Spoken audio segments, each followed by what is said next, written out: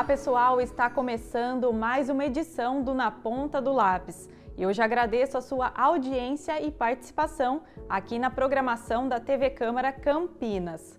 Ter o nosso primeiro emprego, o nosso salário é muito bom, não é mesmo? Mas você sabe como administrar o seu salário trabalhando como estagiário? Essa é uma questão que gera muitas dúvidas nos jovens que estão aí iniciando a sua jornada no mercado de trabalho. E quem vai tirar todas as nossas dúvidas, nossas questões, é o economista Eli Borokovicius.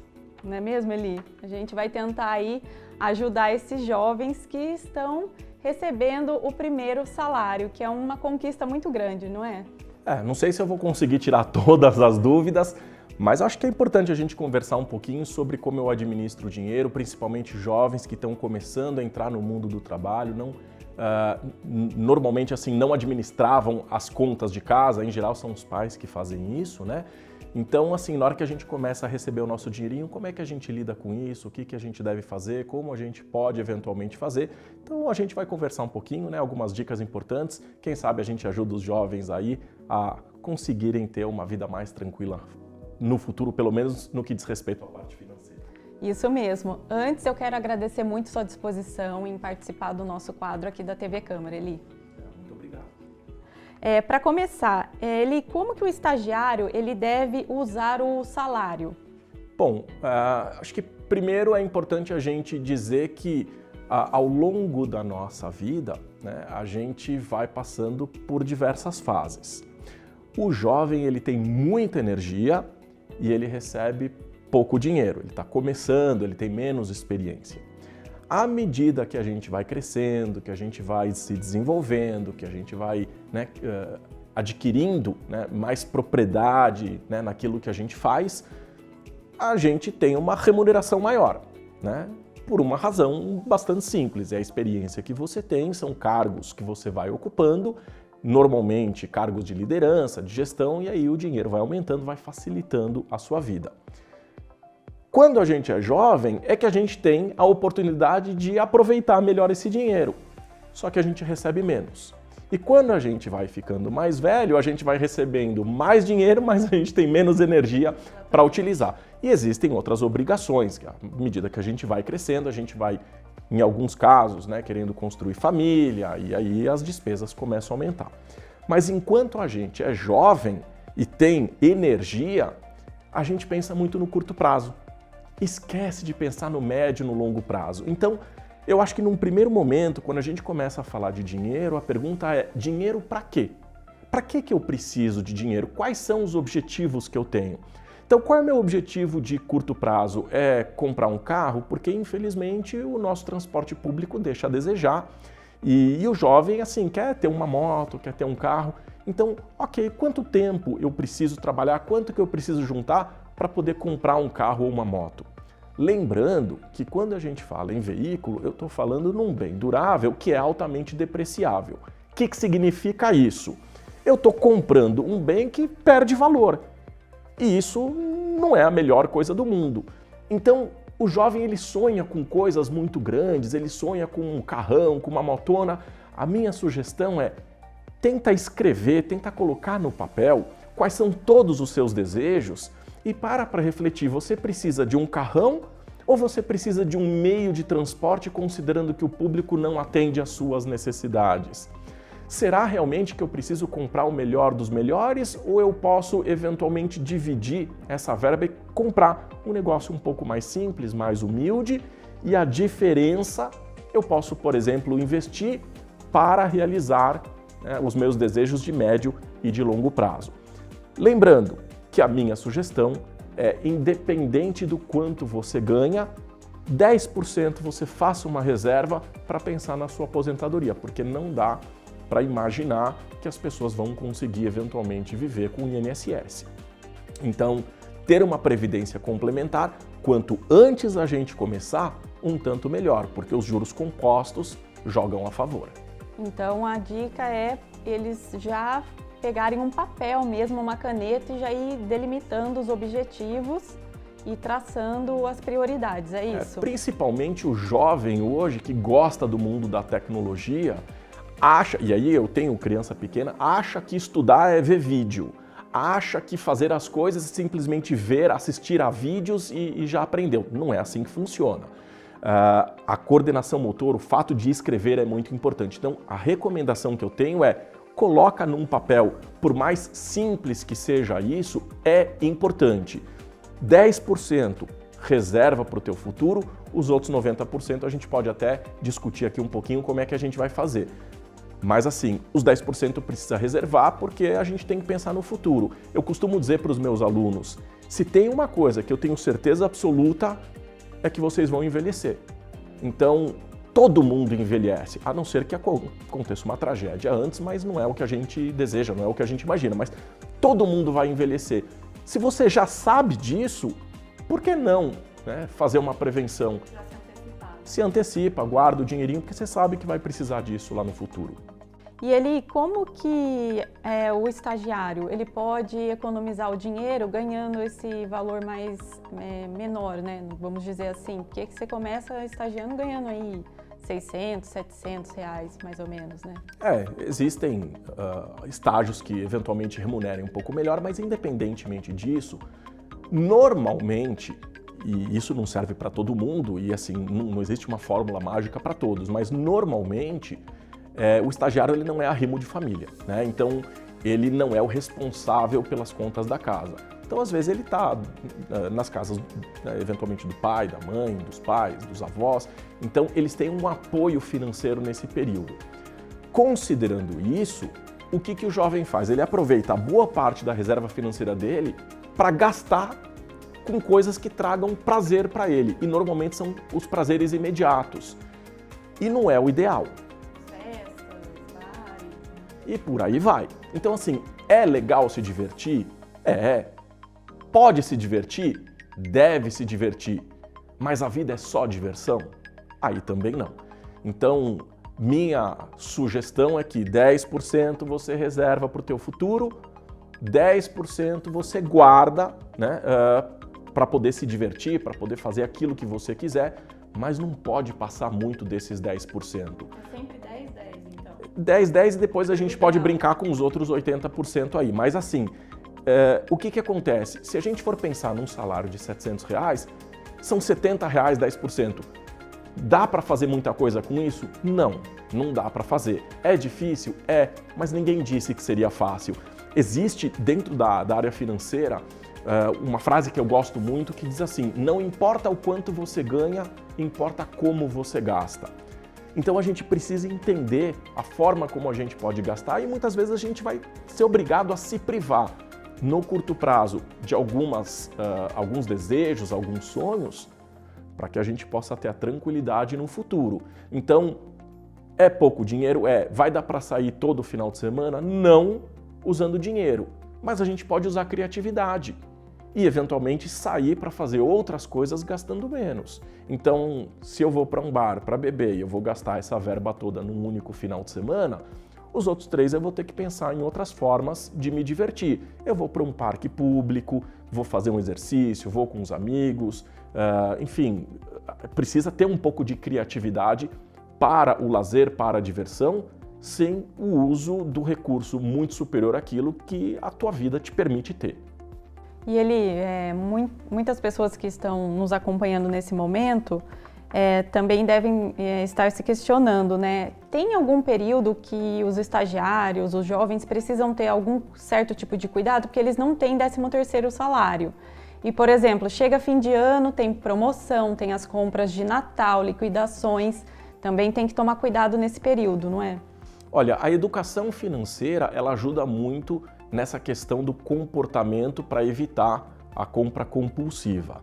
Então, quando eu falei, olha, é importante você escrever, é importante colocar num papel, a gente faz o orçamento e a gente faz o fluxo de caixa. A partir daí, você já tem praticamente definido o quanto você pode gastar, você já tem um foco, existe o limite do que você pode gastar. E quando o jovem tem a educação financeira, normalmente ele não cai nas armadilhas do dinheiro. Pode acontecer, sem dúvida, mas ele está um pouco mais educado, então tende a não gastar acima daquilo que está previsto dentro do orçamento. Então, assim, dicas que a gente pode dar para o jovem, essa impulsividade que o jovem tem, é tentar dar uma segurada olhando para aquilo que ele colocou no papel. E a gente brinca dizendo, né, toda vez que você for comprar alguma coisa, é importante sempre se perguntar, é o momento de comprar? Eu preciso realmente disso? Eu tenho condições de comprar? Se você negar qualquer uma dessas questões, é melhor não comprar porque você vai acabar se enrolando. E aí pode ser pior. Então essa história de achar que está tudo bem e que eu dou conta, inclusive eu guardo tudo na cabeça, eu tenho condições de administrar tudo sozinho, à medida que a gente vai amadurecendo, a gente percebe que não é bem assim. Então, imagino eu que a partir do momento que essa coisa assim que vem do jovem não deixa que eu resolvo, na hora que ele olha para o papel, ele dá uma segurada. Então, fundamental a dica mais importante talvez aí seja investir em educação financeira. Investir em educação financeira num primeiro momento, acho importante, muita gente não entende isso.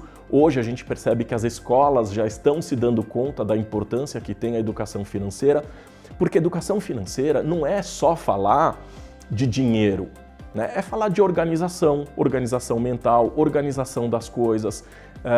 Quando a gente fala em educação financeira, a gente se prepara para poder pensar no futuro, então fala de aposentadoria, então tem toda uma preocupação de planejamento, muito mais do que simplesmente, né, a questão argentária, simplesmente falar do dinheiro.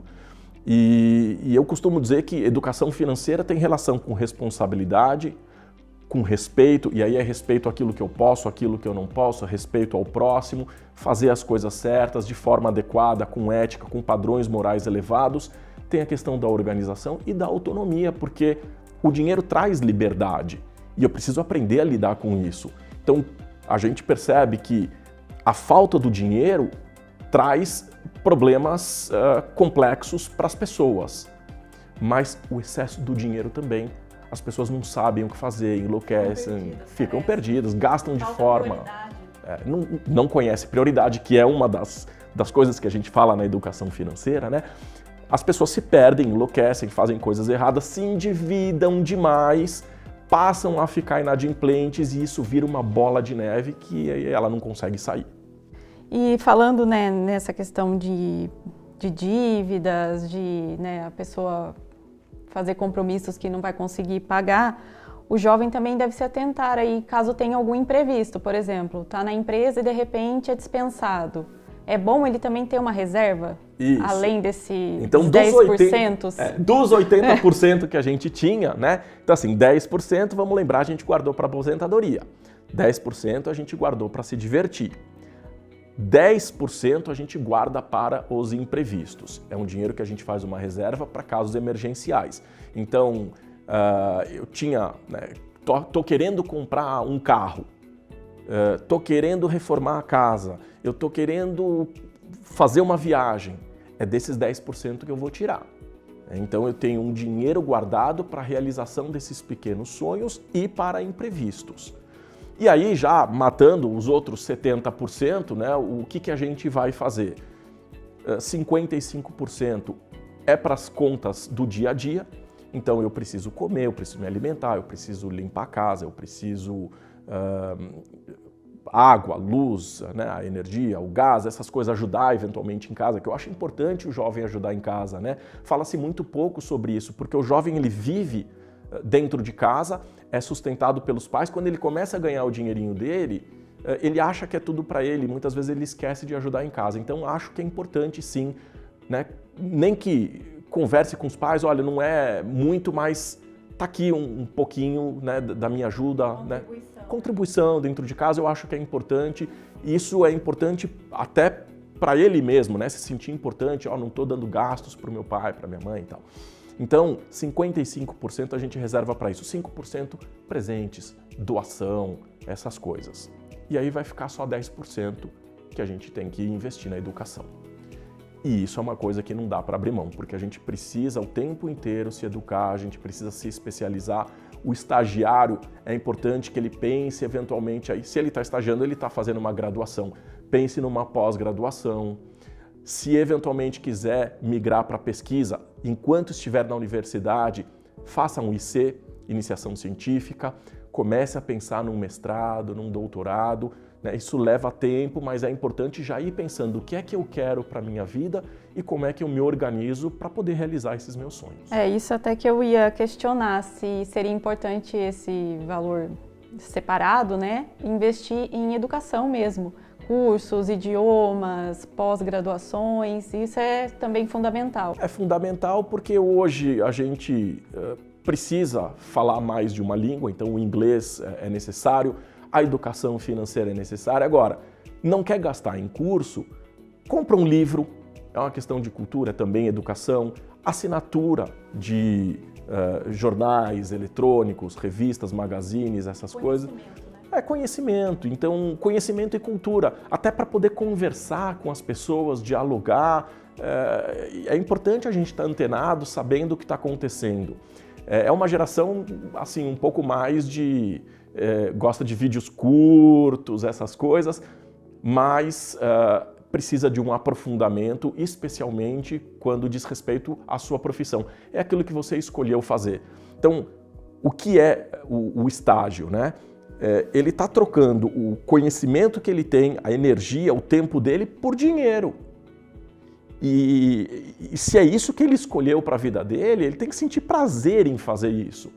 Então, vai ter que investir na educação para que ele possa continuar desenvolvendo aquilo que ele gosta de fazer, aquilo que ele sente prazer, que traz dinheiro para ele e, a partir daí, que ele possa realizar suas necessidades e os seus sonhos. Até porque ele se desenvolvendo, ele vai conquistando espaços cada vez maiores, né, dentro do próprio trabalho. E que não seja uma coisa forçada, seja por merecimento. Né? Olha, eu gosto disso, eu estou me especializando, eu estudei, eu tenho prazer em desenvolver isso e ele vai crescendo de uma forma... Eu não gosto muito de usar a palavra natural, né? Porque não é natural, afinal de contas ele está buscando isso, mas com uma certa naturalidade ele vai encaminhando, vai crescendo, se desenvolvendo e aí o dinheiro não é mais um problema, né? E nem a solução. O dinheiro faz parte do trabalho dele, ele conseguiu fazer a reserva, tem educação, tá tudo arrumadinho, tudo bonitinho, e aí ele leva a vida tranquila. Certo. Para a gente encerrar então o nosso bate-papo, quais seriam as principais dicas, né? Fazer um resumão assim, para os estagiários que estão nos assistindo começar a fazer essa reserva financeira? A primeira coisa é entender que ele precisa ter uma reserva. Para o futuro, ele precisa ter uma parte do dinheiro para a educação, uma parte para as intempéries, para os momentos complicados ou até para realizar os pequenos sonhos, uma parte para presente, para doação e uma parte para ajudar em casa, né, para poder pagar as contas, essas coisas. Num primeiro momento é muito difícil para o jovem porque parece pouco, em especial para a realidade que ele está, parece pouco, porque quer se divertir, quer fazer as coisas e tal, e o dinheiro é curto, né? Então, isso é meio que obrigatório, né? Quer dizer, coloca no papel, olha para aqueles números, projete os seus sonhos de curto, médio e longo prazo e tenta alcançar. Então, o jovem hoje está muito preocupado em fazer day trade, em conhecer bolsa de valores, em fazer investimento em Bitcoin, e ele começa a procurar coisas que ele não entende, que ele não sabe como faz, e ele esquece do principal. Ninguém investe se não tem dinheiro, se não tem reserva. Então, precisa se organizar primeiro para ter a reserva e aí sim começar a pensar em aplicação.